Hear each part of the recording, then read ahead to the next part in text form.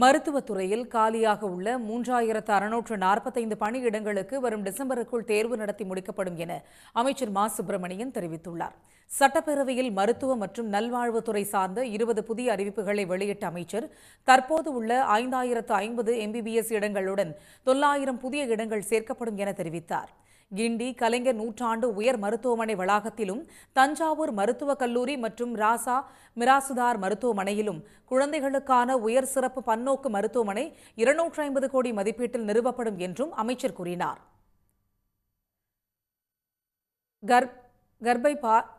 மார்பக மற்றும் வாய் புற்றுநோய்களை பரிசோதனைகள் மூலம் ஆரம்ப நிலையிலேயே கண்டறிந்து தகுந்த சிகிச்சை அளிக்கும் திட்டம் அனைத்து மாவட்டங்களிலும் விரிவுபடுத்தப்படும் என்றும், கர்ப்ப காலத்தில் கருவில் ஏற்படும் வளர்ச்சி குறைபாடுகளை கண்டறிவதற்கான ஊடுகதிர் பரிசோதனை மேற்கொள்ளப்படும் என்றும் அமைச்சர் தெரிவித்தார்.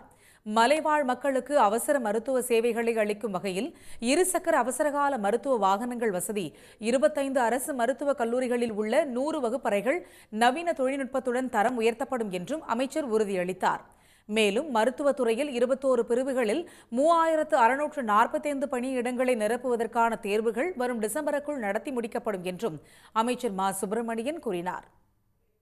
உடனுக்குடன் செய்திகளை தெரிந்து கொள்ள சன் நியூஸ் பெல் ஐகானை கிளிக் பண்ணுங்க.